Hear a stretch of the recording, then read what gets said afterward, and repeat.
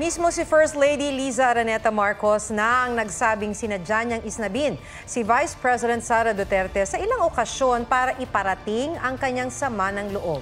Pero kahit bad shot na raw ang vice-presidente sa kanya, pwede pa rin daw maplansya ang relasyon nila. May report si Ivan Mayrina.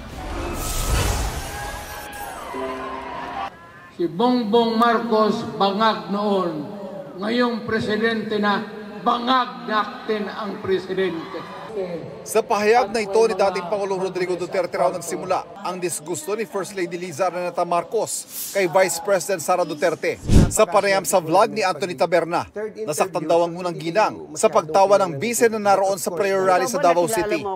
Kaya nang magkita sila bago lumipad ang first couple pa Vietnam, isang araw pagkatapos ng rally, inisnab ng First Lady ang bise. And I'm many things. I'm not a hypocrite. O, diyan, may departure time na, di ba? So, nandito ako. Normally, nag-usap kami. So, ayoko. Tapos, sabi ni, somebody went to me, uy, ang ganda mo today. Hindi, mukha akong bangag. Gumano ko. No reaction. So, hindi, bangag. Bangag is the bangag is the word of the day. Yes, yes. And after that, talaga, I stopped that. That's not right. You don't do that. That's entitled politics. Ang tanong, posible pa kayang maplansya ang kanilang gusot? Unless she says sorry. And then going down sa Prague, nakita ko siya ulit, di ba? Sabi ni Bong, behave. Sabi ko, wrong person, honey. Nauna nang tinawag ng Pangulo na komplikadong relasyon nila ng pamilya Duterte, pero hindi raw nagbabagong pakikitungo niya sa kanyang bise. Katunayan, nagngitian at nagbeso pa ang Pangulo at si VP Sara sa graduation ceremony ng Philippine National Police Academy sa Silang Cavite. Nag-usap at magkatabi rin sila sa seremonya.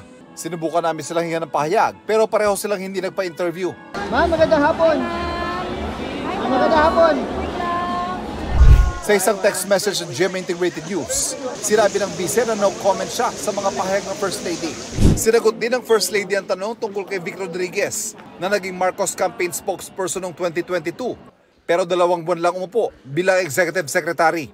Ang sabi niya, may pinayo sa kanya ang isang kaibigan bago maupo sa pwesto si Pangulong Marcos. She said, your only purpose is to make sure your husband is surrounded by good people. And that's what I do. When I see people doing things wrong, illegal, or using their power, then I tell Bong.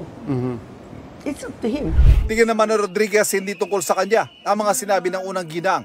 Ivan Mayrina nagbabalita para sa GMA Integrated News. Mga kapuso, alamin ang State of the Nation. Mag-subscribe sa GMA Integrated News sa YouTube. Sa ating mga kapuso abroad, samahan nyo kami sa GMA Pinoy TV at sa www.gmanews.tv.